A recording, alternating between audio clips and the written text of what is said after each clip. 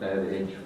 Bienvenidos a esta mesa de análisis respecto al nuevo CONACYT y la investigación jurídica en México. Esta mesa está integrada por el doctor Raúl Contreras Bustamante, director de la Facultad de Derecho.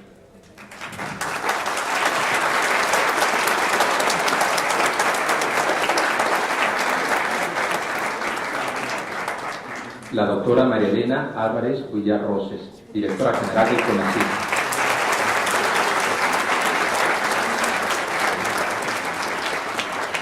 El doctor Víctor Garay Garzón, secretario general de la Facultad de Derecho.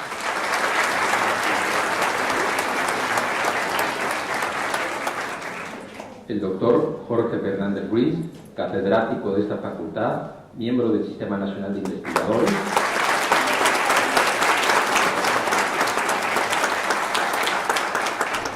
Y el maestro Raimundo Espinosa Hernández, titular de la Unidad Jurídica del CONACYT.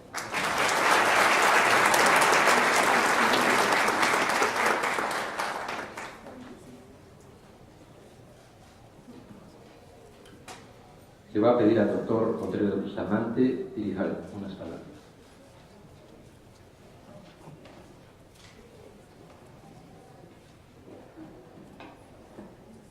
Muy buenos días tengan todas y todos ustedes.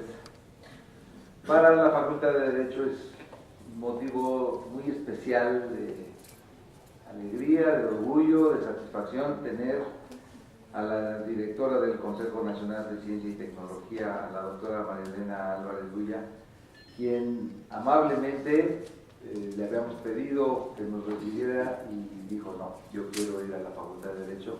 Y la verdad es que esto lo tomamos como una muestra muy gratificante de amistad, de espíritu de colaboración, que esté en nuestra facultad. Les pido por favor que le demos un abrazo y un agradecimiento.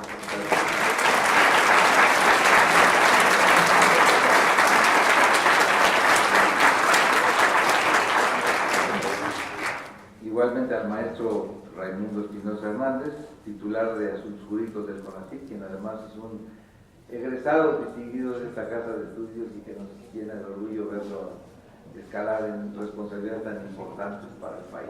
Muchas gracias.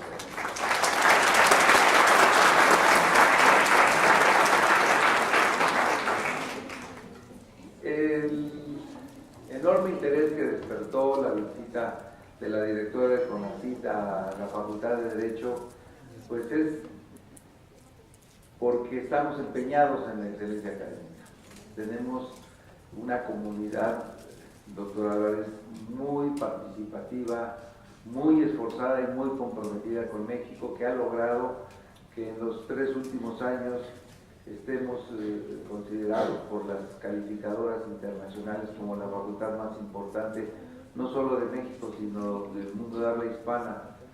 Y el que podamos nosotros estar en comunicación pues, con el organismo más importante del gobierno del país en estas cuestiones que reconocen la calidad educativa, pues resulta de la mayor importancia.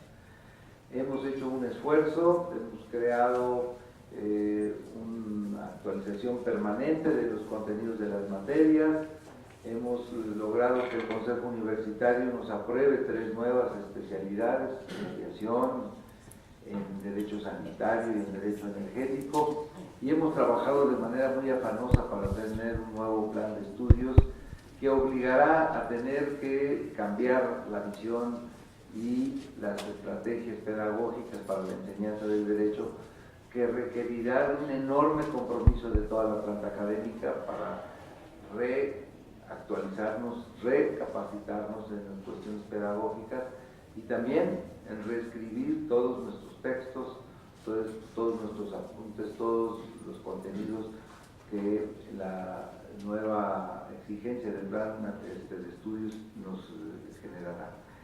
Teníamos mucho interés en conocerla y porque desde que llegó usted a la dirección y dijo que las humanidades tendrían un lugar muy especial en CONACYT, aquí nos paramos todos y aplaudimos esa noticia, así que teníamos verdadero interés en entrar en comunicación, pues porque las humanidades le han dado reconocimiento muy especial.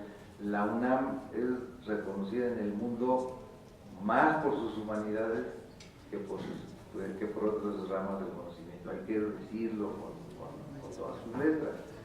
Y el entusiasmo pues muestra que dos exdirectores de la facultad, el doctor José Dávalos, el doctor Ruperto Patiño, una profesora emérita, Bercelia Quintana, profesores muy distinguidos y muy bien calificados en el SNI, estén esta mañana aquí con usted, como Jorge Winker, como Eduardo Luis Fejer, con el interés de escucharla y de poder incorporarse para apoyar los esfuerzos de este nuevo CONACYT que se plantea.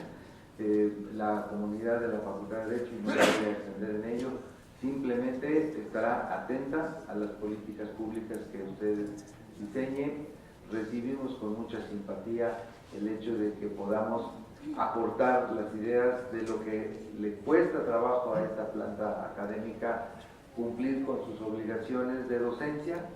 El Consejo Técnico de la Facultad elevó de manera muy importante la forma de evaluar a los profesores de carrera.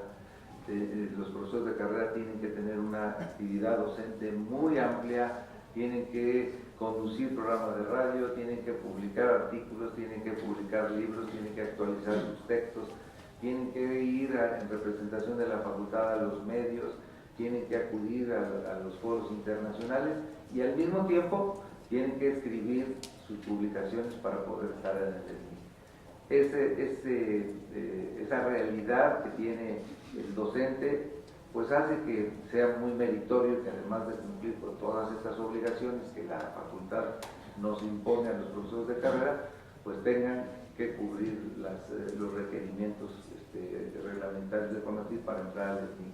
Así que creo que será un impulso muy importante para que la facultad pueda mantener este lugar de excelencia, porque ahora el gran reto es mantener el lugar y al mismo tiempo ver cómo podemos hacer para que más profesores puedan ingresar al Sistema Nacional de Investigadores y que las aportaciones que los profesores hacen, en donde podemos decir sin temor a equivocarnos, que en esta facultad se siguen escribiendo por lo menos el 80% de los libros en donde estudian los jóvenes de todo el país.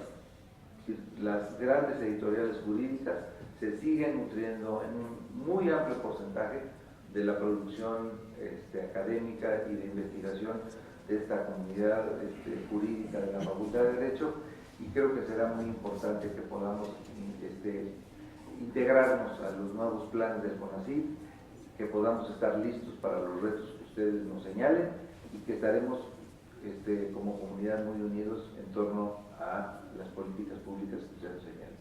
Nuevamente sea bienvenida a su facultad.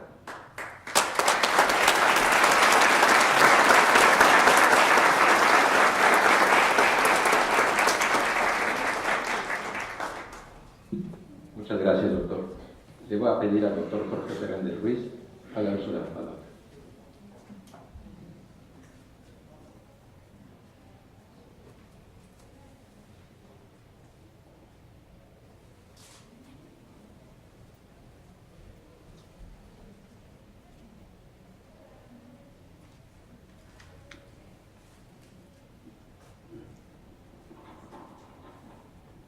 Con su venia, señor director, es un honor para esta facultad tener la distinguida presencia de la doctora María Elena Álvarez Cuéllar Roses, directora general de CONACYT, en esta mesa de análisis de los retos del nuevo CONACYT. Desde luego el análisis habrá de referirse en buena medida a la estructura del Consejo Nacional de Ciencia y Tecnología. Y vemos que se puede advertir defectos en la ley orgánica vigente del CONACYT. Así, por ejemplo, en el artículo primero se establece que el Consejo Nacional de Ciencia y Tecnología es un organismo descentralizado del Estado. Y ahí está el primer error de esta ley. No es un organismo descentralizado del Estado. Si volteamos a la doctrina, encontraremos que hay dos tipos de organismos descentralizados en el ámbito de la administración pública mexicana. Un organismo descentralizado de la administración pública, que se ubica, desde luego, en la administración pública inserta en el Poder Ejecutivo. El artículo 90 constitucional nos dice que la administración pública federal será centralizada y paraestatal. Está refiriéndose exclusivamente a la administración pública federal que se ubica en el ámbito del Poder Ejecutivo. Y la ley orgánica de la Administración Pública Federal establece que la administración pública paraestatal se integra en primer lugar con los organismos descentralizados. Son pues organismos centralizados de la administración pública, producto de una descentralización administrativa. En cambio, el organismo descentralizado del Estado se desprende directamente del Estado. No está adscrito a ninguno de los poderes, ni al Ejecutivo, ni al Legislativo, ni al Judicial, directamente del Estado. De ahí que se dé sus propias autoridades, su propio gobierno.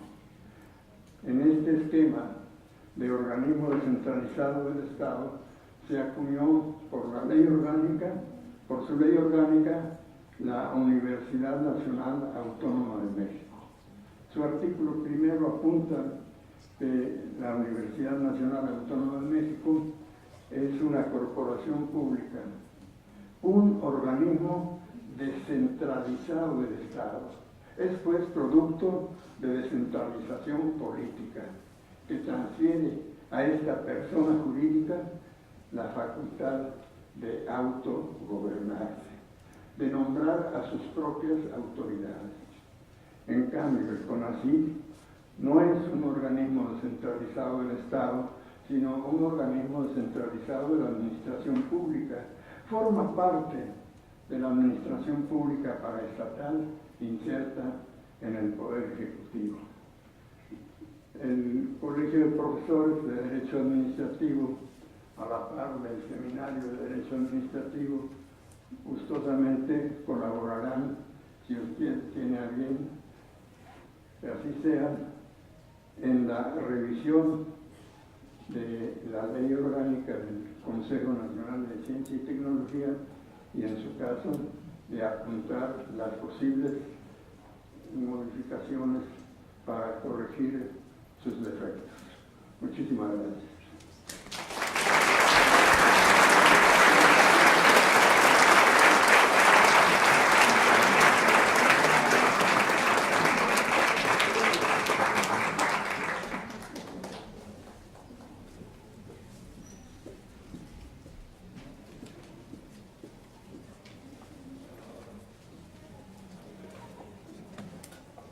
Va a pedir a nuestra invitada de honor, la doctora María Elena Álvarez Villarroses, al uso de la palabra.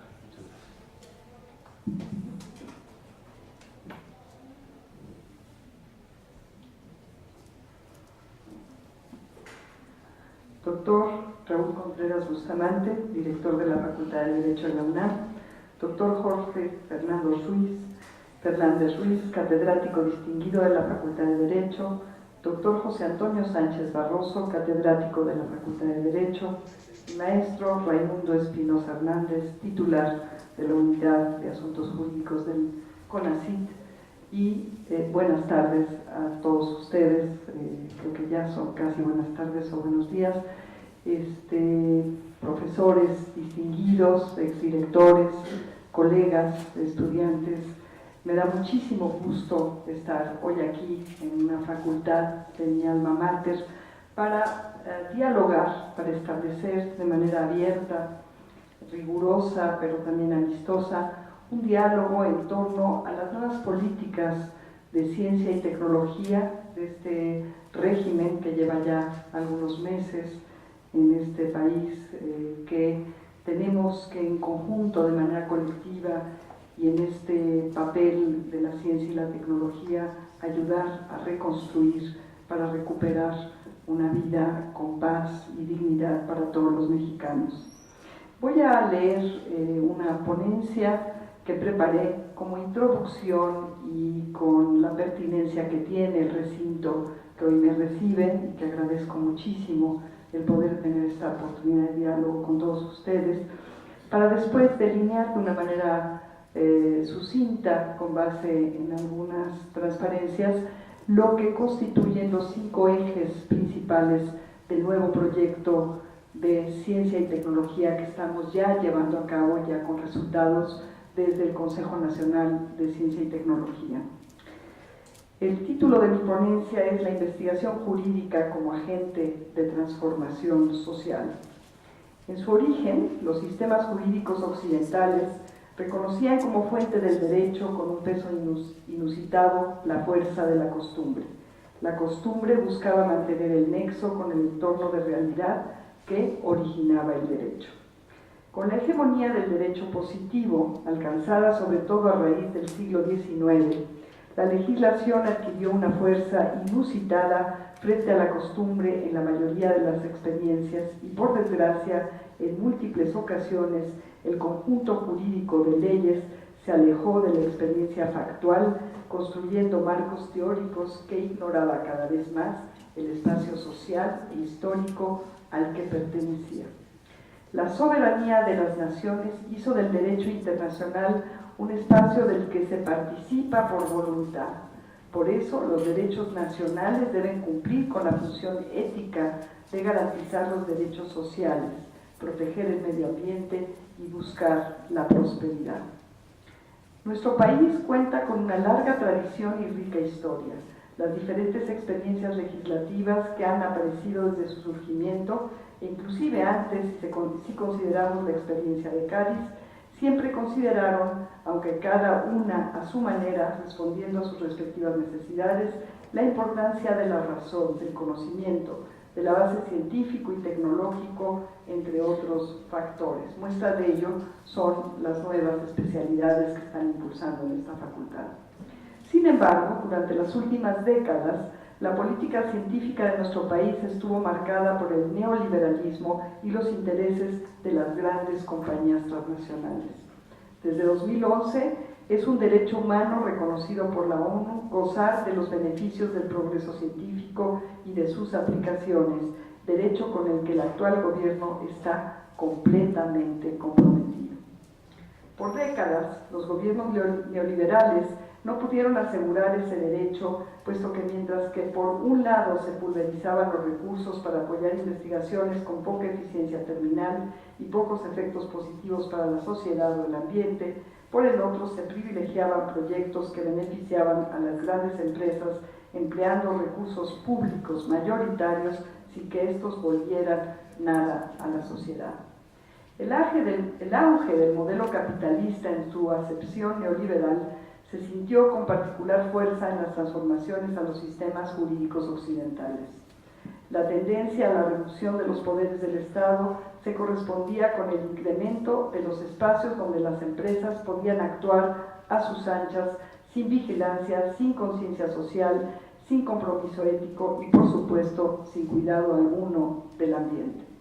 El gran Leviatán, metáfora de un Estado absolutista que subyuga a sus ciudadanos, fue golpeado por el legado de un derecho que acortaba sus facultades, que lo dejaba maniatado para garantizar el bienestar social.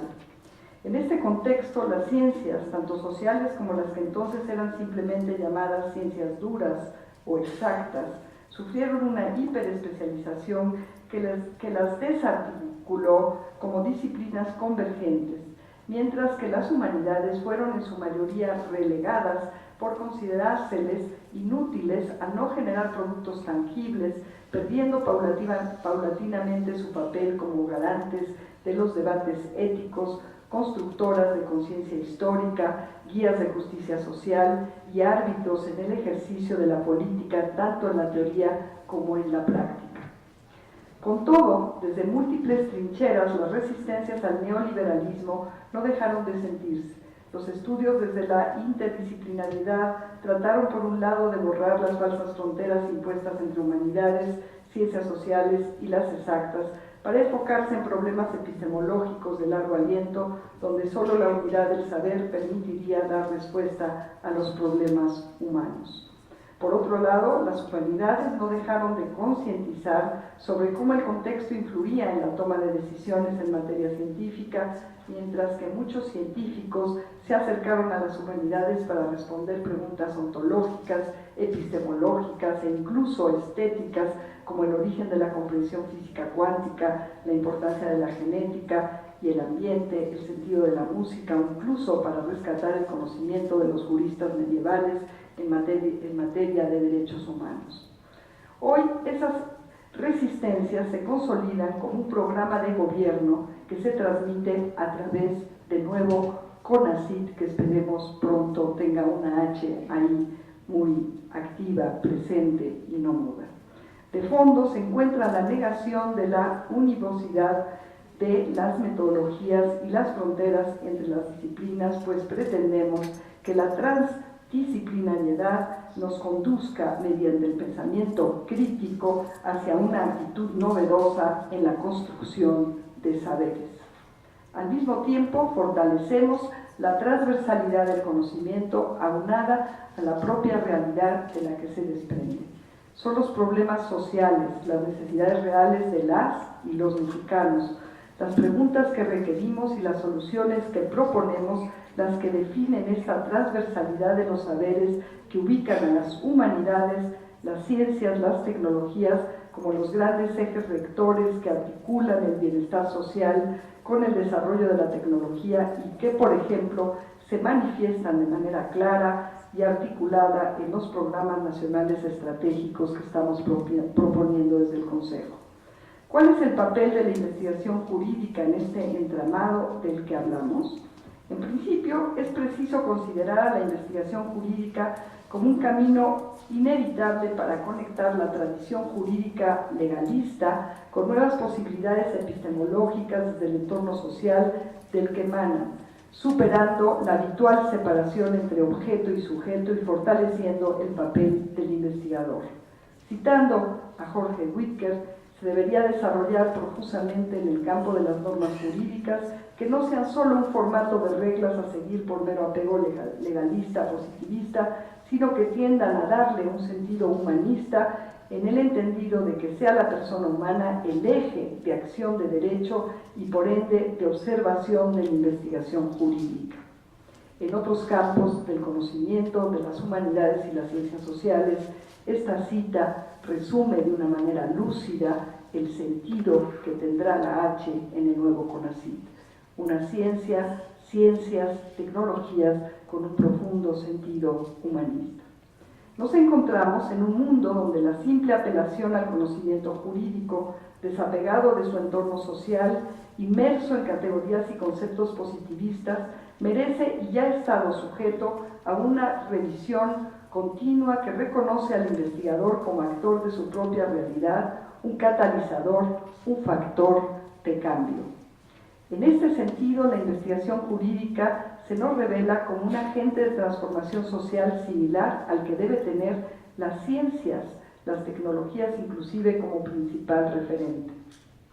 Asimismo, debemos reconocer que los estragos sufridos en la legislación pueden y deben ser superados por la vía de la investigación, de la aceptación de que el derecho es un ente vivo y cambiante que se adapta a su realidad y presenta infinitas posibilidades para integrar y comprender al ser humano. Y por lo tanto, como en todas las ciencias, el investigador debe ser docente y el docente debe ser investigador todo el tiempo.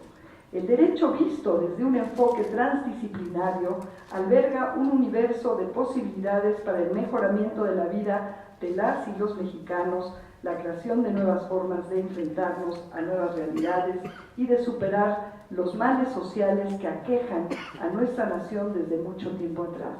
El derecho como problema de investigación lleva años enfrentándose, por ejemplo, a las múltiples problemáticas que se han suscitado a partir de la equidad de género, como el derecho a la ILE no es ajeno a la ingeniería genética, los problemas ambientales, a la destrucción de los ecosistemas, la desaparición de las especies y la contaminación, a los derechos de las minorías y comunidades en sus tradiciones, entre muchos otros temas cruciales de atender. Los estudiosos del derecho comprenden que no existen respuestas unívocas y que aplicar la ley exige echar a andar un trabajo epistemológico profundo. ¿Cuál es el papel del derecho y la investigación jurídica en el México actual? Considero que esta pregunta es fundamental. Si bien las respuestas son incontables, es preciso generar al menos líneas preliminares sobre lo que esperamos de la investigación jurídica. Las y los investigadores, en especial jóvenes, por las razones naturales de su impacto en el entorno, deben estar comprometidos y comprometidas con la transformación auténtica de nuestro país. El derecho no puede estar disociado de la realidad cultural e histórica de la que emana. Es esencial que los fenómenos jurídicos dejen de ser concebidos en el abstracto y sean capaces de mejorar las condiciones de vida de la población y, sobre todo, dejen de imitar normas que nos dan otras realidades de otros intereses. La investigación jurídica, desde una nueva actitud epistemológica que considere la unidad del conocimiento, que eche mano de la perspectiva humanista, de los enfoques de la transdisciplina, pero que a su vez no deje de elaborar respuestas propias de solución, es un factor imprescindible para construir un México más justo y más respetuoso del ambiente. Hay quienes piensan que los investigadores, no solo en derecho, sino en todas las áreas del saber, se encargan de problemáticas alejadas de la realidad y viven una situación de privilegio. Incluso los grandes críticos de la hiperespecialización llegaron a señalar que los investigadores de las ciencias sociales y humanidades escribían únicamente para un pequeño grupo de lectores sin que su trabajo tuviera un valor social. Sin embargo, la investigación es la fuente de conocimientos que, mediante una actitud transdisciplinaria, puede contribuir a lograr la articulación de sus aportaciones en los problemas sociales. Los investigadores tenemos un compromiso, por lo tanto, irrenunciable con la sociedad mexicana. Por su parte, los investigadores del fenómeno jurídico no deben olvidar abonar a las grandes soluciones que demanda la actualidad, como son aquellas que tienen que presentarse ante la inaceptable desigualdad económica, la superación de la violencia de todos los tipos, la protección de la dignidad de las personas, el acceso a la salud y a la educación universal, la protección del ambiente y la diversidad, el respeto a los límites de la naturaleza, la protección también de la diversidad cultural, siempre con apego a los derechos humanos, el crecimiento y la innovación sostenibles, sociales, entre otros. En suma, su papel es convertir a la legislación en un camino de solución y no un obstáculo para la transformación social, considero yo. La investigación jurídica, guiada no solo por nuestra Carta Magna, sino también por los derechos humanos, tiene el potencial transformador que necesitamos para hacer de este un mejor país. Y por ello es que hemos propuesto el lema desde luego CONACYT de que para construir juntos tenemos que impulsar una ciencia por México. Con estas palabras quise yo introducir una presentación más esquemática de lo que son algunos de los avances que hemos tenido ya en el Consejo y los ejes principales y cómo es que estamos ya articulando las propuestas novedosas que pensamos son congruentes no solo en este área disciplinar, sino en todas las áreas del quehacer científico, del desarrollo tecnológico y de su vinculación con la sociedad, no solo con los sectores empresariales, sino sobre todo con los sectores sociales y de una manera muy estrecha, congruente y articulada con el sector público para darle solvencia científica y tecnológica a las propuestas y largo aliento a las propuestas del Gobierno de México. Entonces quisiera, si son tan amables de ayudarme con la presentación, aunque creo que yo lo puedo hacer, pasar a compartir con ustedes de manera rápida algunas transparencias, láminas que retoman, recapitulan las palabras que acabo de compartir con ustedes de una manera más específica. Y en pocas palabras, lo que tenemos ahora es la posibilidad, dada la cercanía que está teniendo el gobierno federal, sobre todo, y también algunos gobiernos estatales con el pueblo de México, tenemos una posibilidad de ejercer desde las ciencias, desde las tecnologías, una vinculación directa entre el avance del conocimiento, el Estado y el pueblo, y por lo tanto creo yo que como académicos, como científicos y tecnólogos tenemos una oportunidad y una responsabilidad también inédita de impactar de manera virtuosa en el devenir de nuestro país.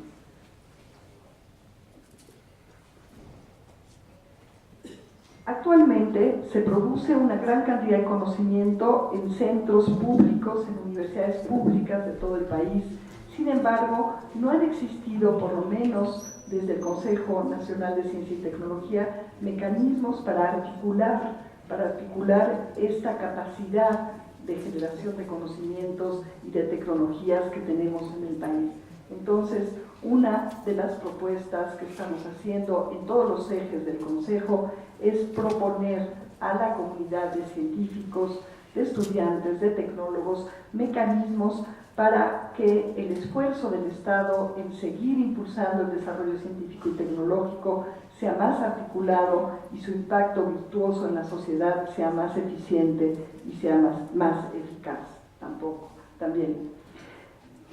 Esto lo proponemos puesto que si bien siempre se ha dicho que la ciencia y la generación de conocimientos es un fin por sí mismo, y yo estoy de acuerdo con ello, el acumular capacidad técnica y científica en un país no es suficiente para mejorar las condiciones de vida de una nación.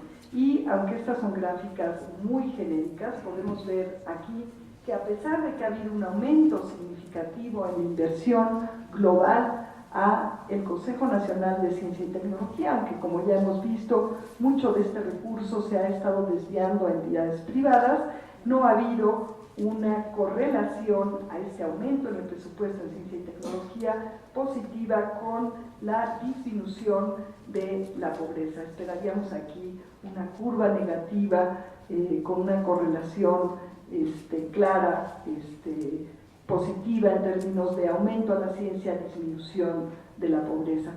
¿Qué está faltando? Ese es el gran reto que tenemos no solamente como comunidad académica, sino como país. ¿Cómo podemos articular mejor las capacidades de las ciencias, de las tecnologías, para mejorar las condiciones de vida y para contribuir a la solución, a pensar en soluciones y en la comprensión profunda de los grandes retos nacionales? Otra paradoja que se muestra aquí con indicadores de innovación es que a pesar de que ha aumentado concomitantemente al aumento en la inversión en ciencia y tecnología el índice global de innovación, sin embargo el coeficiente de eficiencia de innovación paradójicamente en México ha disminuido. En este indicador México mejoró de una posición 63 a una 56 y sin embargo aquí empeoró relativamente más de una posición 56 a una 72. México perdió 16 posiciones. Esto quiere decir que no hay una articulación y que lo que se está invirtiendo no está dando los resultados esperados, ni siquiera proporcionales a la inversión. Esto, en palabras coloquiales, implica un desperdicio de recursos públicos que es inaceptable. ¿Cuáles son los principios que de alguna manera relato las palabras que les compartí están ya impresos ahí y que van a regir el quehacer del nuevo CONACYT.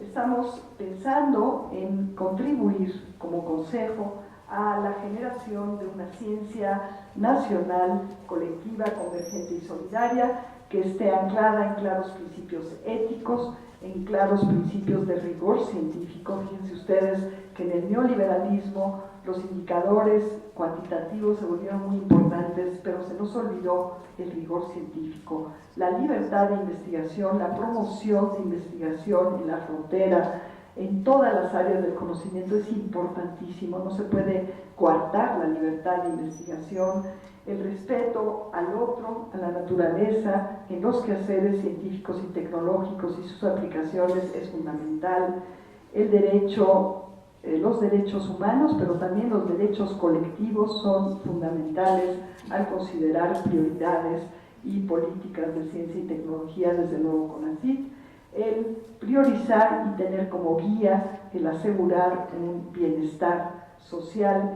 y obviamente el ejercer los recursos y el realizar las tareas que tenemos a nuestro cargo con una mayor eficiencia y eficacia, porque si no lo hacemos así, estamos incurriendo en un tipo de corrupción.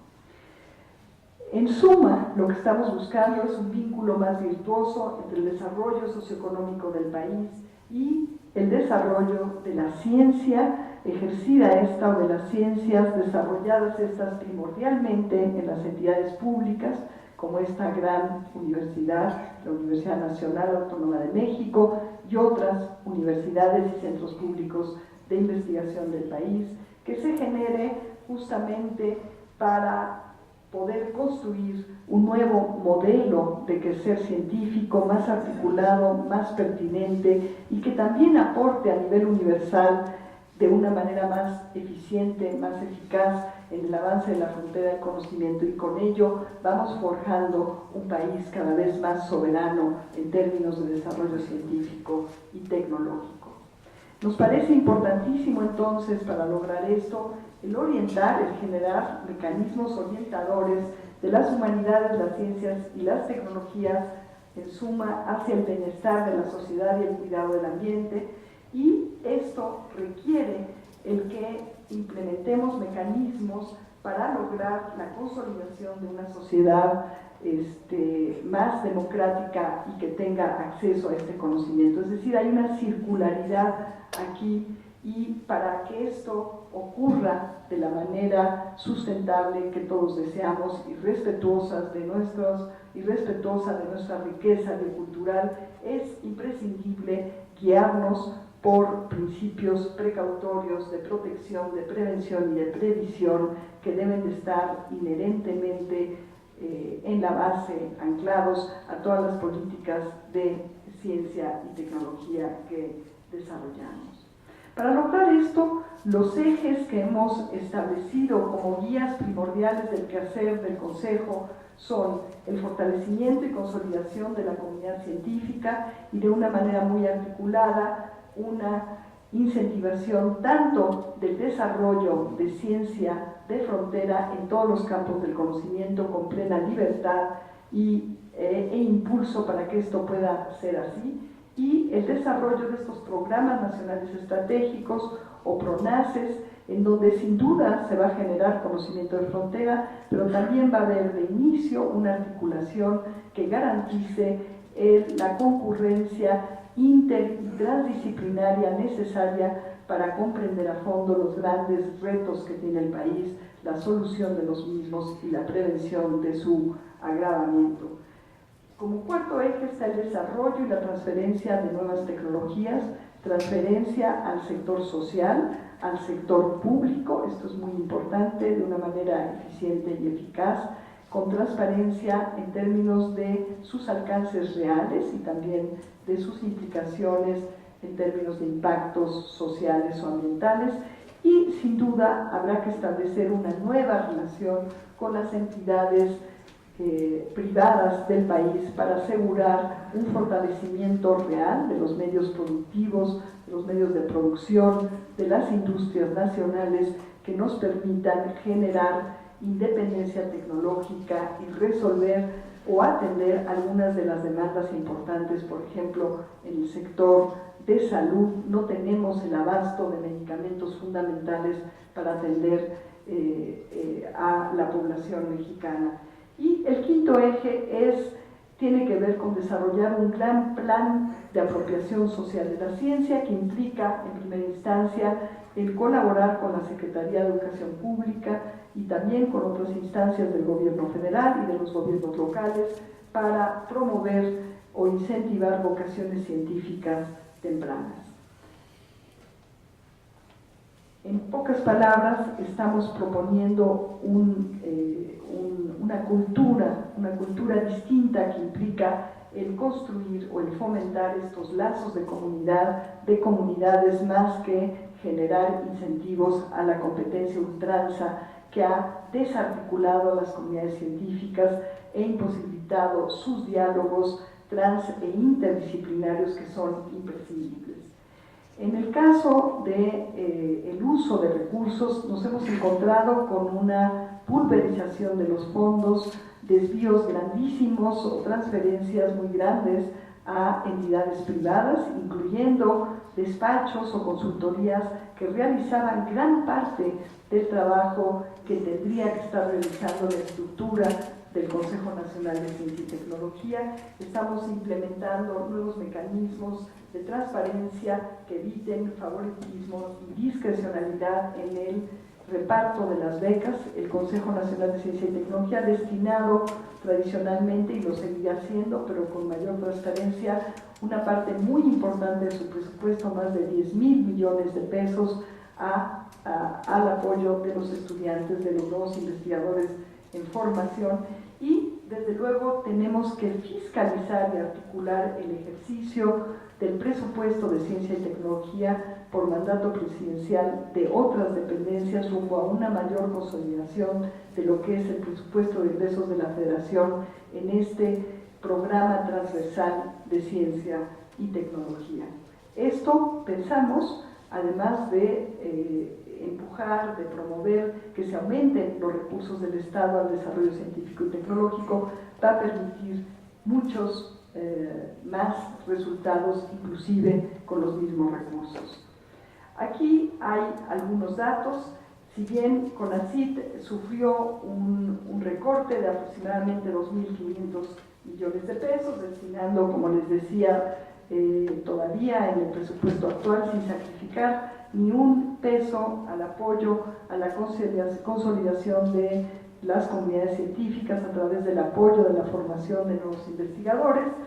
Les decía, si bien hubo un recorte al presupuesto del Consejo Nacional de Ciencia y Tecnología, se hicieron aportes a otros rubros, a otros ramos de la Administración Federal para incentivar la investigación científica en otras instancias que eventualmente esperamos a lo largo de este año vayan consolidándose en el ramo 38, que es del Consejo Nacional de Ciencia y Tecnología, de tal manera que si comparamos el monto total que se aportó a ciencia y tecnología en 2018 y 2019, no hubo un cambio, pero sí hubo un recorte al CONACYT, lo cual nos está implicando en hacer esfuerzos para hacer un uso más consolidado, eficiente y eficaz de los recursos.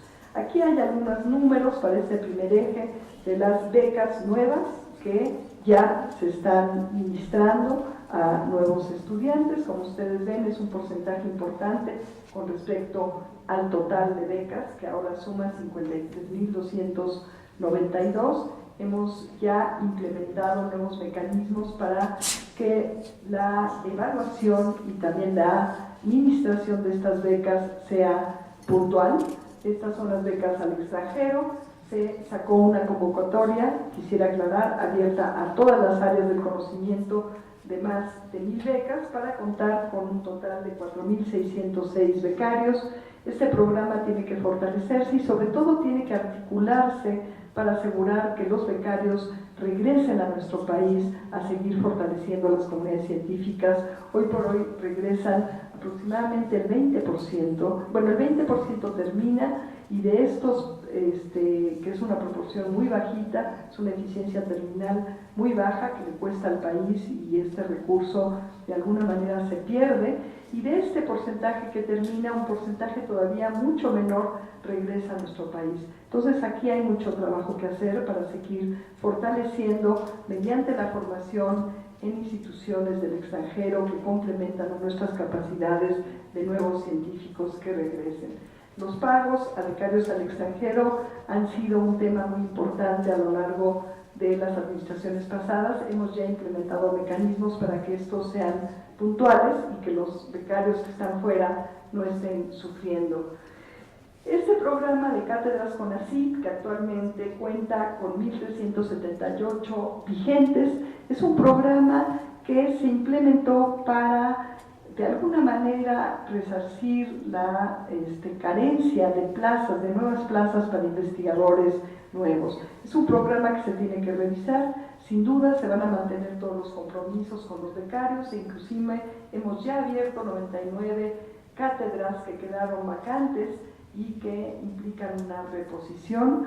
Una parte muy virtuosa de este programa es que el 86% de los catedráticos se han apoyado en instituciones de los estados, del interior del país, no del centro del país, y entonces ha fungido como un programa de federalización de la ciencia que nos parece muy bien, y estamos en pláticas con la Secretaría de Educación Pública y con la Secretaría de Hacienda y Crédito Público para buscar soluciones más permanentes, más sistémicas, más sustantivas y explorar la posibilidad de que estos catedráticos vayan siendo integrados a las plantas de investigadores o de tecnólogos de las instituciones en las cuales están dando su talento y que entonces cuenten ya con una verdadera plaza como se merecen. Muchos de ellos son colegas muy sobresalientes, diría yo, la mayoría de ellos, puestos que han sido evaluados mediante criterios muy estrictos. Otro aspecto del primer eje que tiene que ver con el fortalecimiento de la comunidad de científicos y activos es el Sistema Nacional de Investigadores. Les comparto aquí algunos datos. Este es el número total de investigadores nacionales, su distribución en los diferentes niveles, el presupuesto que se asigna a este programa. Como pueden ver ustedes, es un presupuesto muy importante y aquí hay mucho que hacer. Estábamos hablando hace un rato con el director y sus colaboradores más cercanos en términos de cómo cambiar los criterios, cómo adecuar los criterios del Sistema Nacional de Investigadores para darle un valor, como se merece, mayor a la docencia, a las humanidades, y estamos estableciendo ya mecanismos para que esto mejore, también para mejorar la gran distancia que hay entre el acceso y la permanencia a este Sistema Nacional de Investigadores entre hombres y mujeres. Como ustedes pueden ver, cuando se llega a los niveles más altos, la proporción de mujeres con respecto a hombres es mucho menor y esto es inaceptable. Entonces estamos ya estableciendo mecanismos sustantivos, no solamente para este programa, sino para todos, para asegurar que haya igualdad de oportunidades para hombres y mujeres y también para personas con diferentes capacidades. En el ámbito del fortalecimiento de la ciencia de frontera, quisiera yo compartirles esta metáfora. Si pensamos en la generación de conocimiento en el sistema científico como un árbol, nos queda claro, y este árbol tiene que estar bien nutrido, bien anclado en principios éticos, en la cultura de cada país. Entonces se genera esta ramificación de posibilidades de exploración de lo desconocido en la contribución de esta ciencia de frontera, y sin ella es imposible pensar en la derivación de aplicaciones de la ciencia y mucho menos en frutos y productos de la ciencia. Por eso esta metáfora me gusta, porque nos deja muy claro que no podemos pensar como se planteaba y se ha estado planteando cada vez más en los sistemas tecnocientíficos, que ya promueven desarrollos técnicos sin ciencia, en productos de la ciencia realmente anclados en principios del conocimiento, sin que haya un apoyo irrestricto al desarrollo de la ciencia de frontera. Otra cuestión que hay que tener muy claro y que estamos insistiendo desde el Consejo es que el desarrollo de este nuevo conocimiento lleva su tiempo. Si pensamos en las contribuciones de Einstein a la teoría cuántica de emisión estimulada en 1917, fue solamente hasta 1960 que Maimon construye el primer láser, una de las aplicaciones de este conocimiento de frontera, y solamente hasta más recientemente es que han empezado a ramificarse incontables aplicaciones. Entonces es muy importante para un país tener claro que una política científica y que debe necesariamente como fin último desarrollar la ciencia de frontera y apoyar a sus investigadores para que puedan realmente hacer aportes nuevos al conocimiento, debe tener una visión de largo plazo. Y esto debe estar también en las leyes y las regulaciones que nos rijan. En ciencia de frontera o en ciencia básica, que se le ha llamado, mal llamado diría yo, porque yo creo que la ciencia es solamente cuando se genera conocimiento nuevo, es decir, ciencia de frontera, y por eso vamos ahora a referirnos a la ciencia básica como ciencia de frontera. En 2017 y 2018 no recibió prácticamente apoyo, sino hasta finales del año pasado, que después de una convocatoria que recibió más de 5.000 proyectos, se dictaminaron, hubo un número importante de proyectos que recibieron la calificación de altamente aprobados y sin embargo solamente 200 y pico de estos fueron apoyados. Es decir, se asignó en total para 2017 y 2018 y a finales de este año un total de poco más de 400 millones de pesos. Déjenme decirles que en contraste se han asignado muchos más millones de pesos a transferencias al sector privado. Entonces para mí esto resultaba pues inaceptable y fue una de las prioridades, y en estos primeros meses hemos ya podido rescatar, le llamo rescatar porque son proyectos que habían quedado ahí rezagados, altamente recomendables pero sin apoyo, y consolidando un monto de más de cerca de 800 millones de pesos, que como ustedes ven, si este es el monto para 2 años, son 3.5, un poco más, casi 4 veces más el aporte que recibió la ciencia básica, ahora llamada ciencia de frontera, por la razón que ya les comenté.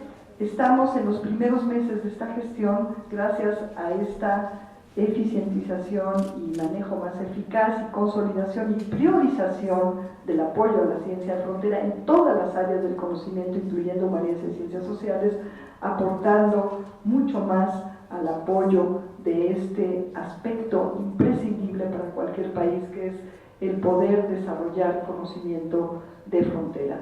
Esta no va a ser la única iniciativa que vamos a tener para apoyar la ciencia de frontera. Estamos articulando en cooperación, más bien estamos invitando a las comunidades a que articulen agendas nacionales en temas en los cuales México tiene suficiente capacidad y suficiente masa crítica para, si se articulan las comunidades, poder tener mayores posibilidades. Siempre hay una incertidumbre en la ciencia, pero tener mayores posibilidades de aportar al avance del conocimiento. Entonces se está diseñando ya un nuevo programa y otros programas de apoyos a científicos jóvenes o que quieran trabajar de manera individual para seguir incentivando el desarrollo de la ciencia de frontera en todas las áreas del conocimiento, incluida la interdisciplinaria. Y esto me recuerda que en esta nueva evaluación del SNI ya hay una comisión de estudios transdisciplinarios que va a ser muy importante, puesto que muchos colegas se quedaban fuera del SNI simplemente por tener este ímpetu necesario, como compartí con ustedes en mis palabras introductorias, para enfrentar y comprender los grandes retos que enfrenta la humanidad hoy en día. Como les decía, si nosotros sumamos lo que se aportó en el sexenio pasado a la que llamaban ciencia básica, que en muchos casos, en otros no, es ciencia de frontera, ahora también vamos a estar promoviendo nuevos criterios que aseguren el que este tipo de apoyo se vaya a los grupos que realmente están más cerca de aportar conocimiento nuevo. Tenemos en suma para el sexenio pasado, 2013-2018, un aporte total de 2.850 millones de pesos.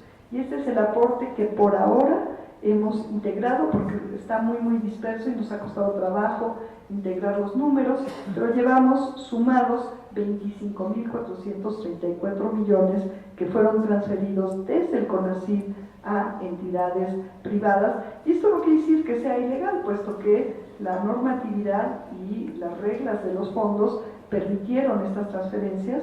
Habrá que hacer las evaluaciones pertinentes, que no nos toca a nosotros, le toca a la Secretaría de Función Pública, pero independientemente de que hayan sido legales o no, pues sí son inmorales, ¿no? Son inaceptables que se haya dejado de atender al desarrollo científico y tecnológico del país y que haya habido estas transferencias sin que haya realmente habido un retorno social o un retorno de beneficio para el país. Este es un apoyo que estamos dando a la ciencia de frontera, pero enfocado a la salud, y tiene que ver con el aportar también en fondos que tiene el CONACYT, con instancias que tienen que ver con la salud, suficientes para apoyar ahí 38 propuestas muy importantes que involucran la concurrencia de 18 instituciones públicas. Por cierto, en el otro caso, estos 508 proyectos que ya están siendo formalizados, sus acuerdos para hacer, sus convenios para ser apoyados, también están repartidos en un número todavía mayor de instituciones públicas. Entonces esto implica un apoyo contundente, un rescate, diría yo, al desarrollo, a la posibilidad de desarrollo de ciencia en todas las áreas del conocimiento en las instituciones públicas del país. También nos interesa el promover estos grandes programas articuladores de capacidades para entender, atender y prevenir grandes problemas nacionales, y en este caso la estrategia es, en lugar de incentivar la competencia y la desarticulación, estamos proponiendo la articulación no solamente de los académicos, sino también de los tomadores de decisiones, la sociedad, las entidades privadas y los científicos, para en conjunto concentrar la capacidad de incidir y tener el efecto deseado, en este caso aquí metaforizado por el crecimiento de la milpa, en el país en diferentes ámbitos del conocimiento. Aquí ya tenemos un trabajo bastante avanzado en varios de esos programas nacionales estratégicos que están siendo articulados desde la base con la colaboración de las instancias pertinentes, es decir, de las secretarías de Estado involucradas en las temáticas implicadas, y en resumen implica organizar desde el Consejo, más que sacar estas convocatorias con lógicas de mercados lineales, organizar los esfuerzos de investigación para comprender y resolver estos grandes problemas nacionales que por su importancia y gravedad requieren atención urgente y una solución integral, profunda y amplia, investigando las causas de esos problemas, desarrollando soluciones y concentrando, por lo tanto, la capacidad científica y tecnológica para llegar lo más posible, no solamente al aporte nuevo de conocimiento en las áreas pertinentes, sino a las aplicaciones y a los desarrollos que nos ayuden a, de manera distribuida en todo el país y con un mecanismo de verdadera y sustantiva federalización de la ciencia, apoyar a todas las entidades del país a articular esfuerzos locales y nacionales en favor de la comprensión, solución y prevención de los grandes problemas de una manera sustentable y profunda. Por supuesto, este es un reto mayúsculo. Hemos estado ya trabajando, convocando a colegas muy generosos, reconocidos en sus áreas, para integrar los primeros programas nacionales estratégicos. Una prioridad ha sido la salud, sobre todo las primeras causas de mortalidad, y los niños sin duda son una prioridad, y desgraciadamente en México se están muriendo de leucemia, de cáncer de sangre, ya como una de las primeras causas de mortalidad. Tenemos aquí una focalización a una región en donde los índices de incidencia son altísimos, y aquí ya hay un grupo trabajando tanto en entender este aumento que rebasa por mucho las medias internacionales en el país, que ocurrió a partir de ciertas fechas y que indica que hay un componente tanto ambiental como social en la prevalencia y en la posibilidad de curación, y también cómo incidir para que los métodos de diagnóstico y de atención de esta enfermedad tan importante, tan debilitante, y que a pesar de que en el mundo ya se cura en una proporción alta, en el país el índice de curación fluctúa entre 40 y 50 o un poco más por ciento, y esto de por sí ya es un reto importante que atender desde el punto de vista científico. Entonces, como ven, esto ya no es una hipótesis, ya es una articulación que se ha estado trabajando todos estos meses de un número muy importante de investigadores, prácticamente todos los que están implicados en esta problemática, que están ya trabajando en este Programa Nacional Estratégico que se anunciará formalmente en las próximas semanas. Otros temas, a manera de ejemplo, no sé por qué ya no quiere pasar. Bueno, son especialistas, obviamente, con gran reconocimiento para buscar convergencia en la comunidad. Estos son un poco de los pasos, de los protocolos que se van a seguir para generar estos actores transformadores y estas comunidades concernidas e involucradas, con metas claras a el primer año, el segundo y el tercero y el quinto año, para diseminar después el modelo. Y esos son algunos otros de los temas. En salud, en el Programa Nacional Estratégico de Salud, que está siendo articulado de cerca con la Secretaría de Salud, hay otros proyectos nacionales, además del que ejemplifiqué, y como ven, hay otros temas que se han ido articulando en la forma de estos programas nacionales estratégicos. En el siguiente eje, ya el cuarto eje, que tiene que ver en la articulación con la sociedad, bueno, tiene mucho que ver con los PRONACES y en la articulación con el sector público también. Necesariamente este programa va a ser articulador tanto de la incentivación de la formación de nuevos científicos como de la relación vinculante de la ciencia y la tecnología virtuosamente con estos dos sectores, pero también estamos implementando un nuevo modelo de vinculación con las empresas, como les decía, para fortalecer con un enfoque de pentahélice que considere no solamente el gobierno, las empresas, la academia, sino también el ambiente y la sociedad en modelos de vinculación y de innovación con claros beneficios para el país y para la sociedad. Y aquí un ejemplo de esto puede ser el que se está articulando en conjunto con la Secretaría de Energía y que tiene que ver con un gran programa nacional estratégico que va a apuntalar o a coadyuvar a que una política de Estado enfocada a la transición energética y a la generación de soberanía energética y de justicia energética está desarrollando y a punto de formalizar y de comunicar socialmente la Secretaría de Energía. Entonces, de manera muy articulada y trabajando todas las semanas junto con ellos, se ha estado desarrollando un programa nacional estratégico con diferentes ejes en este tema tan importante de transición energética para el país y de no seguir contribuyendo al cambio climático y a otros efectos. Estamos también en el Programa Nacional Estratégico de Salud desarrollando nuevos modelos para generar autoabasto, soberanía nacional en el abasto de medicamentos importantes como son las vacunas o los antivenenos, y en suma se busca el que haya una articulación muy estrecha en el impacto del CONACYT a este eje de fortalecimiento de la comunidad científica, el desarrollo de la ciencia de frontera, el desarrollo de la ciencia pertinente en torno a ciertas problemáticas y su vinculación a los diferentes sectores de la sociedad.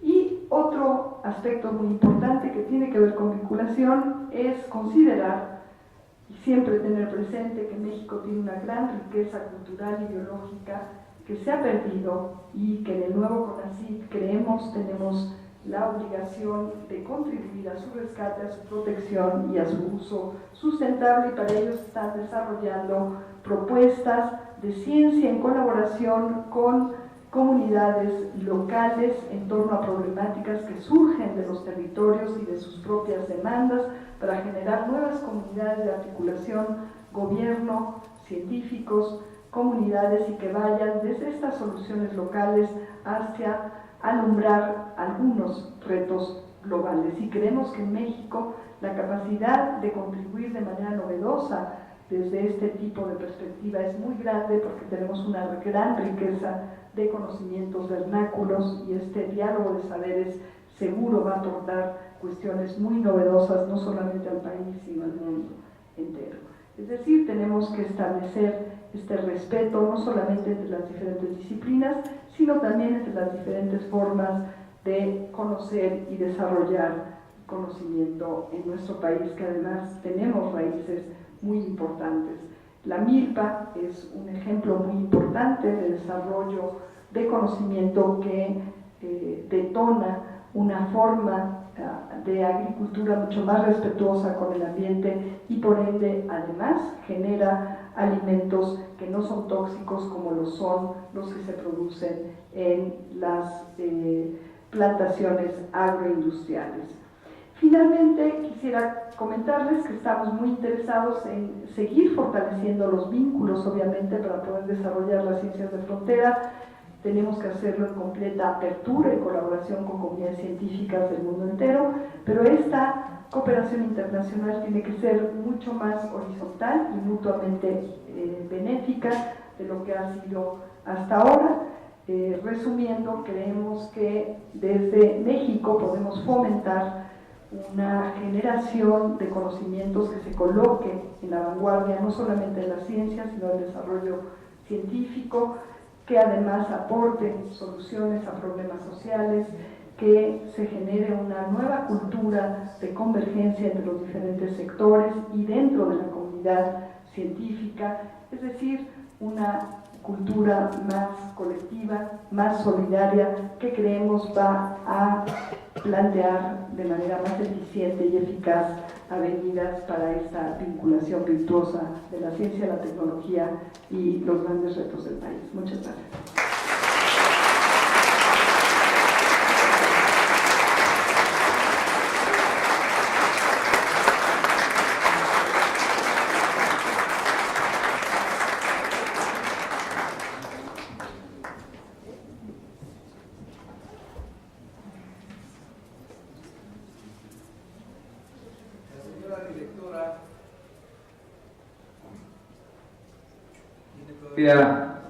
Algunos minutos en caso de que algunos miembros de la comunidad quisieran hacerle alguna pregunta.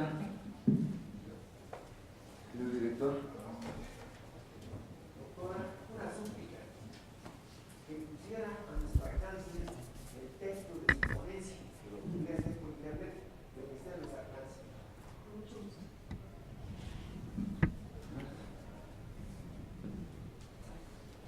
Hola, mucho gusto, doctora. Bueno, soy el doctor Ángel René Viruega. Gracias, canal. Y bueno, tengo unas inquietudes con respecto a la política de nuestro nuevo gobierno. De manera concreta, hay un tema muy en boga de qué es lo que va a pasar con aquellas personas que tengan beca con CONACYT y por el otro lado, por ejemplo, estén interesados en trabajar. En un momento se pedía exclusividad para llevar a cabo sus actividades a tiempo completo, entendiendo esto porque no pueden llevar actividades laborales. Y recientemente este tema se llevó a los altos tribunales, resolviéndose que no había inconveniente porque eso sucediera. Sin embargo, bueno, pues tenemos ahora una nueva política y me gustaría conocer cuál es el criterio que tiene este nuevo gobierno. Por el otro lado, otra segunda pregunta, de los datos estadísticos resalta mucho cómo solamente aproximadamente el 20% de los estudiantes que pueden hacer estudios de posgrado en el extranjero regresan a llevar a cabo actividades. Solamente el 20% termina, es un dato muy fuerte. Entonces, con base en esto me gustaría preguntarle también me gustaría preguntarle de manera concreta qué políticas, qué proyectos, qué iniciativas tienen para que esto se corrija y por supuesto los doctorantes den resultados y puedan hacer aportaciones prácticas al país. Muchas gracias. ¿Cómo se me... Sí, podemos hacer unas 4 preguntas y contesto todas. Antes que nada, quiero agradecer la mención que se ha hecho al buen trabajo de Pula.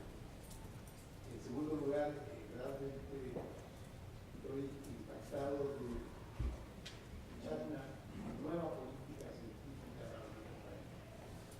Como prácticamente miembro del Sistema Nacional de Investigadores de cuando se creó, en el IPES en el año, no había, yo he tenido la oportunidad de escuchar y de que se nos planteara tan claramente a los investigadores nacionales cuál debe ser nuestra función en el campo de la investigación jurídica, que es lo que a nosotros nos interesa. De tal suerte que yo quiero simplemente plantear que hay una gran oportunidad en estos momentos para los colegas, para los juristas que quieran hacer investigación jurídica en serio, por lo que se abre un trabajo interdisciplinario, porque no podemos seguir enseñando, con todo respeto, un derecho formal que no tiene nada que ver muchas veces con los problemas sociales reales.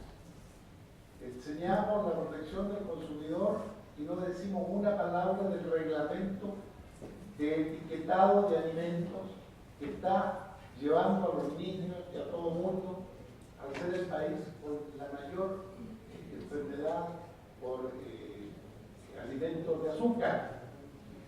No, nosotros nos quedamos en la ley. Sucede que la única disciplina que cuestiona y dice texto y contexto, un aviso personal, es derecho económico. Derecho económico es hoy día la rama que pone los pies a los juristas en el desarrollo, en la solución del problema. Sin una base económica, ninguna de las ramas de nuestro derecho van a tener justificación social.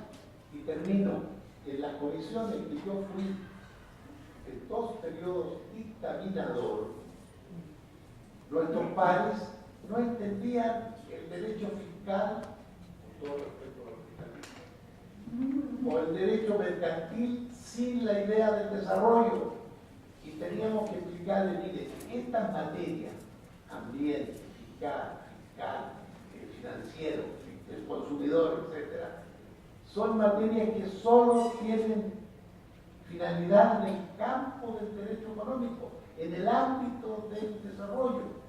Así pude defender, yo puedo decir con orgullo, a muchos profesores nuestros, porque llegaban a los fiscalistas, los confundían con contabilidad. Decían, no, estos son estudios de contabilidad. Oye, no, pero si el fiscal es un instrumento para el desarrollo. Ah, así lo ven ustedes, claro, si el fiscal no es solo para los contadores o los fiscalistas, es una herramienta del Estado Nacional. Doctora, antes que nada agradezco, me siento feliz, ¿sí?, de poder coincidir en lo que yo he estado haciendo por largos años. Vamos a detalles que no.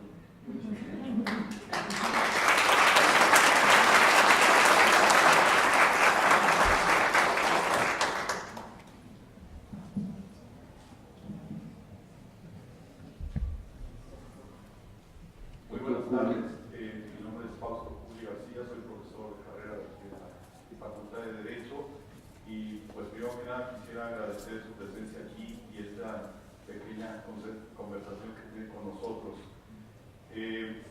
Dentro de su plan, de sus ejes, sus estrategias, creo que no vi el desarrollo de un sector que es importantísimo, que es el de la biotecnología moderna. Actualmente yo soy el coordinador del Consejo Consultivo Científico de la CIBIOGEN, que es un órgano de representación científica de ciudadanos que actuamos ad honorem, sin salario y viendo porque la política pública en materia de seguridad se lleve con conforme a lo que establece la ley. En este sentido, quisiera preguntarle, a la luz del Tratado de Libre Comercio que está por aprobarse el TEMEC, en donde se establece que la biotecnología tendrá que, de alguna manera, impulsarse. ¿Cuál será la estrategia del CONACYT? Actualmente hay muchos proyectos que no están siendo desarrollados, que están aprobados y que por la falta de ausencia de convocatoria del Consejo Consultivo Científico no han tenido seguimiento. Entonces, creo que es una especie de visión distinta a la que se tiene en CONACYT a la que hay en algunos otros círculos científicos. Muchas gracias. Sí, porque si no se me van a olvidar. Bueno, primero, muchas gracias por las preguntas del joven colega. Sí, hemos estado muy atentos a esta cuestión de si se puede trabajar o no se puede trabajar. Vamos a respetar las conclusiones y los lineamientos que se establezcan desde lo legal. Creemos que al CONACYT lo que le compete es no estar fiscalizando a qué dedican sus esfuerzos y sus minutos y horas los becarios, sino más bien a que cumplan con sus compromisos. Entonces nos vamos a ceñir a lo que se establezca por ley y vamos a revisar los reglamentos, y en este caso me gustaría hacer una invitación abierta aquí a especialistas para revisar todas estas reglamentaciones e instrumentos jurídicos y, como nos indicaba el doctor, pues hay que hacer adecuaciones porque hay incongruencias. Entonces, bueno, aquí los invito abiertamente para que revisemos esto y entonces tengamos una claridad de cómo se va a regir esto, siempre respetando los derechos humanos, incluyendo el derecho a trabajar si es que es compatible con el cumplir con las obligaciones, ¿no? La otra pregunta, sí es muy grave que históricamente han tenido eficiencias terminales muy bajitas de estos programas de apoyo a estudiantes para formarse en el extranjero. 20%, menos de 20%, bueno, alrededor de 20%, los que terminan, para lo cual fueron apoyados. De eso es una proporción muy bajita y que ni siquiera tenemos los datos completos porque no les da seguimiento, no les ha dado hasta ahora el seguimiento que se debe. El CONACYT regresan al país, entonces regresa a una proporción muy baja. ¿Qué vamos a hacer? Primero vamos a revisar la pertinencia de que realmente se vayan con un acople real entre lo que buscan y lo que la institución les ofrece, y que sean ofertas que no pueden encontrar en el país. Es decir, no vale la pena el esfuerzo de pagar grandes colegiaturas. Déjame comentarte que México es uno de los grandes clientes en pagar colegiaturas y muchas cuotas que luego realmente no sirven ni a una formación mejor con respecto a lo que podrían tener los estudiantes en nuestro país, y mucho menos al país en términos del retorno que tienen estos estudiantes. Entonces estamos implementando mecanismos para desde el inicio establecer criterios que nos permitan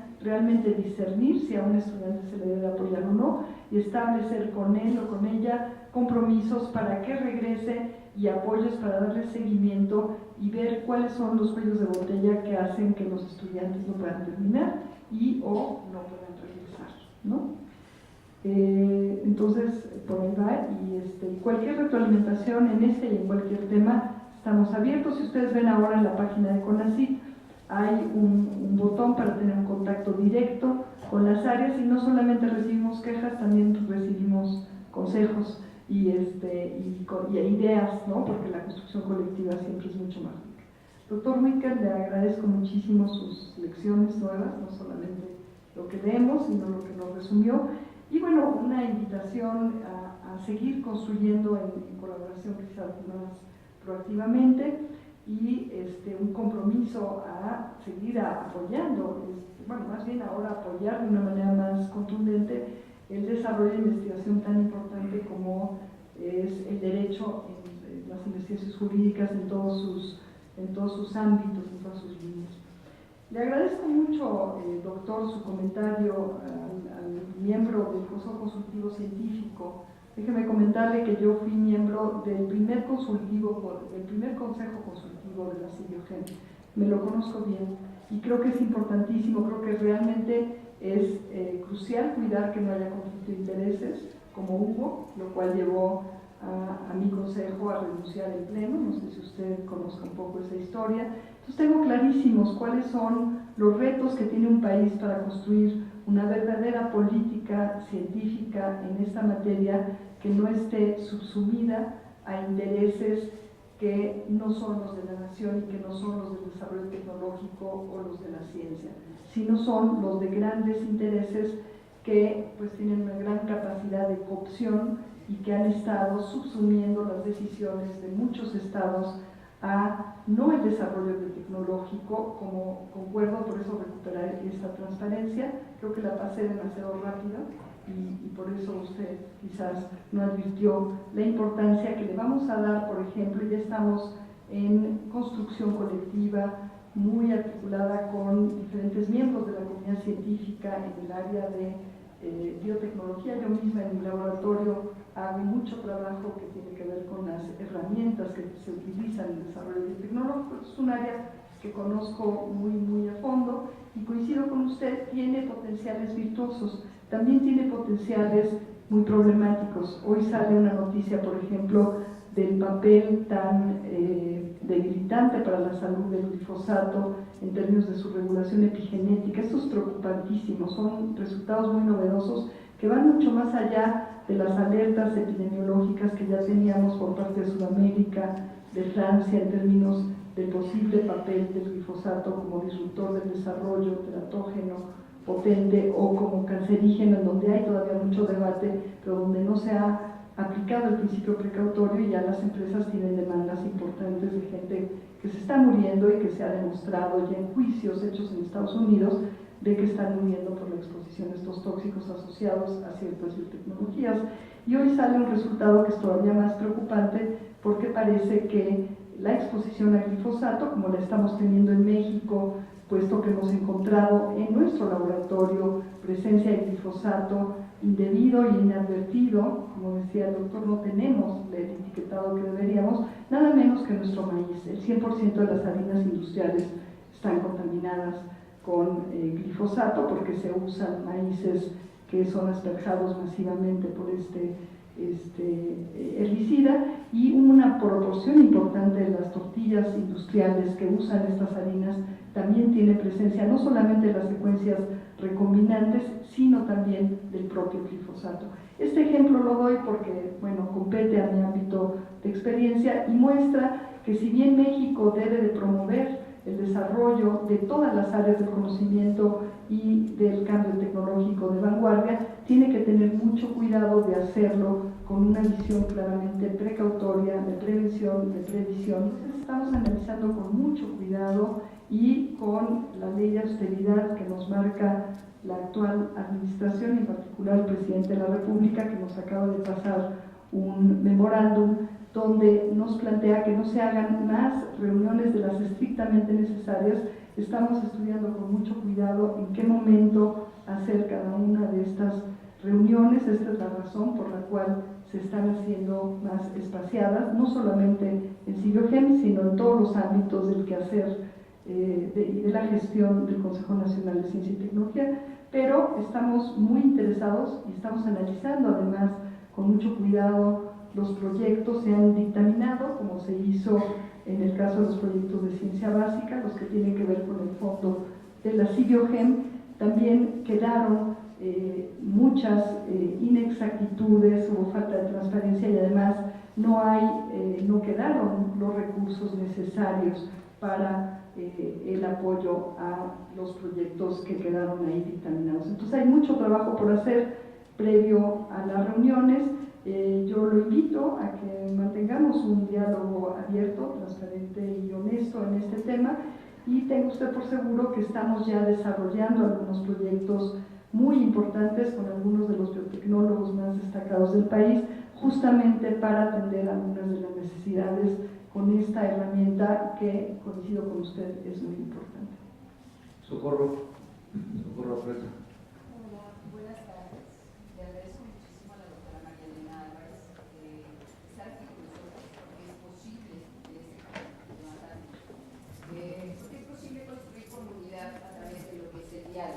usted hoy está aquí dispuesta, en este caso, a dialogar con nosotros. Respecto a la presentación que realizaba, usted planteaba que en el Sistema Nacional de Investigadores solamente el 36.6% son mujeres. Me gustaría saber cuáles las estrategias que están en este caso implementando al interior del CONACYT para eliminar esta situación y acelerar y eliminar este tipo de brecha, y que definitivamente es un mecanismo de dominación milenarios con los cuales hay que trabajar. Y realmente nuevamente le agradezco que esté con nosotros aquí, y además porque es la posibilidad de construir. Usted utilizó una frase, hacer milpa implica precisamente eliminar esos mecanismos de dominación, y en el Sistema Nacional de Investigadores sería muy significativo, y gracias por haberlo destacado. Paola. Doctora, igual que la doctora Fresa, le agradezco infinitamente este diálogo que se ha establecido entre todos. Mi pregunta es una pregunta muy concreta, quizás va un poco de la mano de la pregunta que le hizo el compañero, y va en ese sentido. Usted mencionó en la cuestión de este porcentaje muy bajo de los doctores, de los estudiantes que salen al extranjero, que regresan, en fin. Yo quisiera preguntarle más que nada cuál es la política que tiene CONACYT en relación no con estos doctores o con estos estudiantes en el extranjero, sino con aquellas personas que realizamos el doctorado, bueno, la maestría y el doctorado en México, ¿sí? ¿Cuáles son las oportunidades que se nos van a abrir, tanto respecto al Sistema Nacional de Investigadores como respecto a las becas, a las cátedras CONACYT? Y si va a haber algún otro mecanismo precisamente para absorber a todos los académicos que estamos trabajando, en este caso con mucho orgullo, por nuestra universidad, ¿sí? Y por otras instituciones, pero que carecemos de una oportunidad en la que se nos reconozca como realmente con el estatus académico otorgado por CONACYT. Gracias. Doctor Vázquez del Mercado. Buenos días, doctora. Oscar Vázquez del Mercado, profesor de carrera y ingeniero del sistema. Yo tengo muchas dudas en relación. Yo tengo algunas dudas, o varias dudas, en relación con el propio Sistema Nacional de Investigadores. Entonces, a riesgo de que nuestro director me pueda regañar, quisiera comprometerla a una siguiente reunión específicamente para poder tocar varios de los temas relacionados con el Sistema Nacional de Investigadores.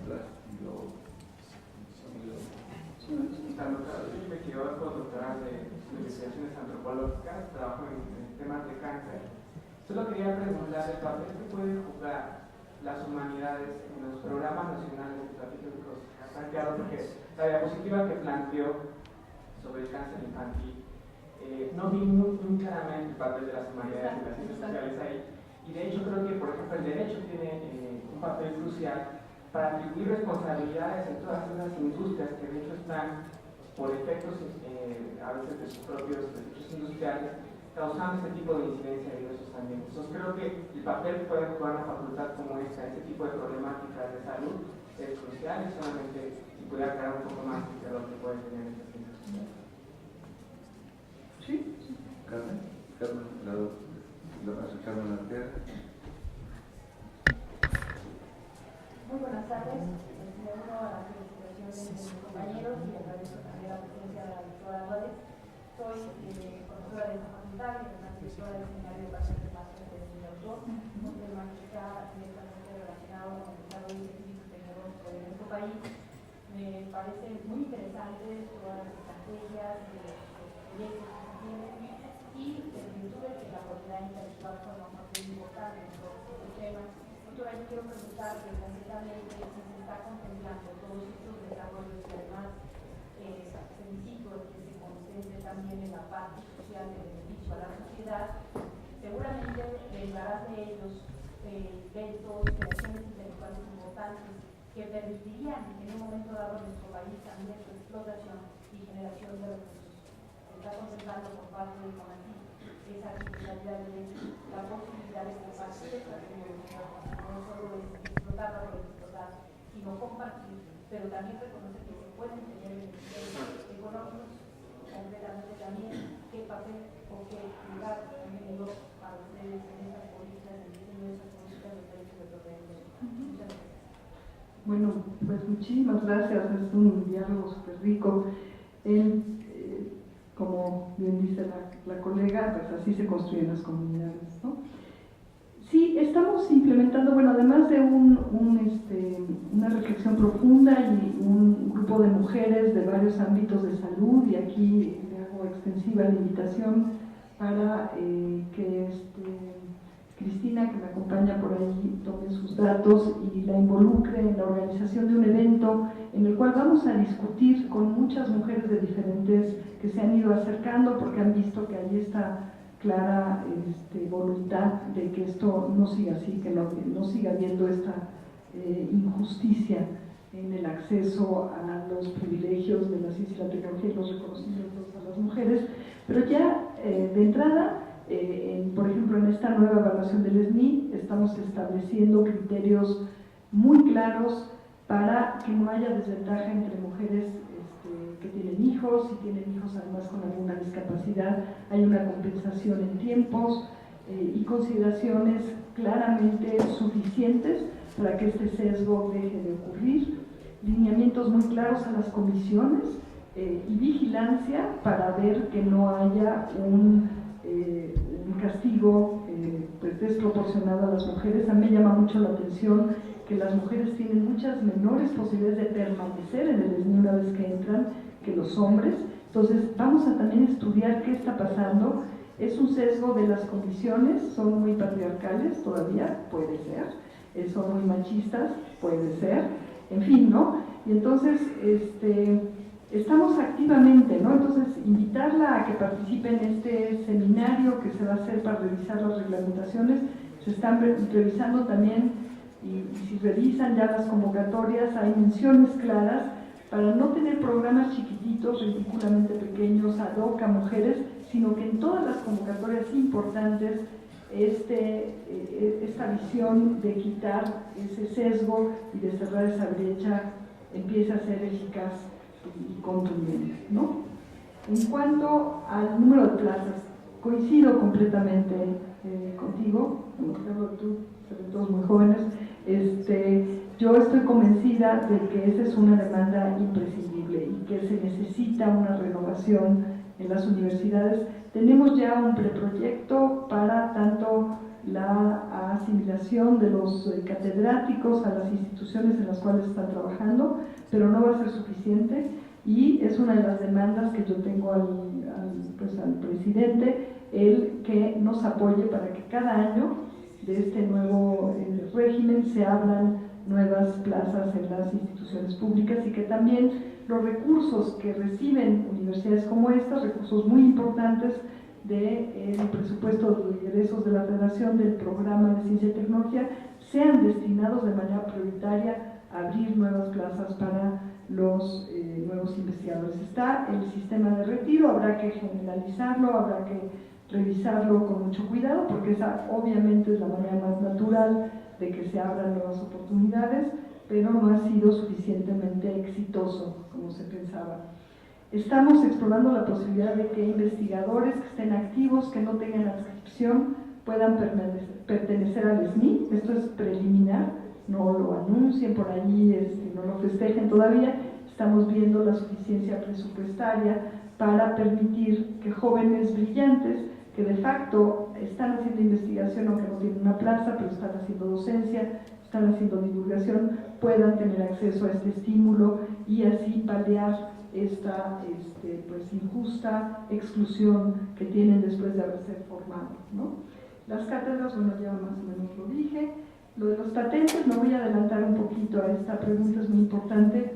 En diferentes ámbitos de los programas nacionales estratégicos, como bien usted dice, se van a generar novedades, innovaciones, y hay una propuesta de algunas secretarías de generar patentes públicas.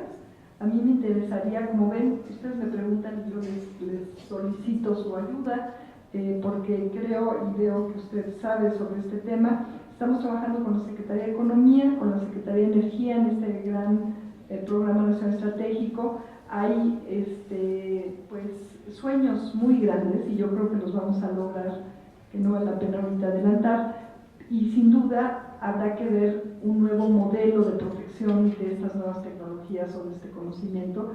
Entonces, invitarla a que se acerque con la directora adjunta de Desarrollo Tecnológico, la doctora Aide Orozco, puesto que vamos a tener un taller con la Secretaría de Economía y con otros miembros del gobierno federal y académicos expertos en el área como usted, a formar un grupo de trabajo específicamente para delinear una nueva política de Estado en materia de protección del conocimiento. Y también nos interesa la contraparte de protección, que es la protección del conocimiento, que no debe ser privatizado, que cuando se privatiza pierde su esencia y su capacidad de seguirse actualizando, y en este sentido me refiero a muchos de los conocimientos vernáculos, y ahí más que buscar beneficiar a individuos o a comunidades, es un conocimiento que nació de las comunidades, que es un bien común y que debe permanecer como tal. Entonces, dentro de esas discusiones también hay que considerar esta discusión. El papel del derecho y de las ciencias sociales y humanidades en general en los PRONACES está muy, a lo mejor la letrita no permitió ver, pero hay antropólogos ahí, pero sin duda tocaste un tema que no está suficientemente trabajado, y otra vez te invito a que te sumes, que es esta cuestión de las responsabilidades, ¿no? Hay un programa nacional estratégico de desarrollo industrial, crecimiento desordenado urbano y toxicidades, en donde una línea de desarrollo tiene que ser esta que tú apuntaste. Hay antropólogos implicados en todos los proyectos nacionales del Gran Programa Nacional de Salud, pero este componente de una conjunción de visiones sociales, antropológicas y de derecho es muy importante. Entonces, ya aquí, mientras que te escuchaba hablar, le pedí a Raimundo que por favor haga contacto contigo y te invite a participar en estas discusiones. Va a haber también una reunión del SNI, entonces, doctor, también lo vamos a buscar para que se sume a revisar a fondo el SNI. Estamos por cumplir, y me gustaría invitarlo a que contribuyera con su reflexión, estamos por cumplir un aniversario importante del SNI, creo que son 30 años del SNI, y estamos planteando el hacer una revisión profunda, crítica, constructiva y de cara a los siguientes 30 años. Entonces es un momento idóneo. Entonces, bueno, también nos vamos a acercar a usted, hay mucho que discutir ahí. Creo que esos fueron todas las preguntas. Bueno, en cuanto sí, creo que esas son. Hay dos preguntas más, estoy seguro que habría muchas, pero hay que respetar el tiempo de la directora. Señora consejera, por favor. Espera, primero Roberto, primero la maestra, atrás, y luego y tú terminas. Muchas gracias. Bienvenida, doctora. Y soy Rosario Valencia, profesora de Derecho Agrario y directora del Seminario de Derecho Agrario.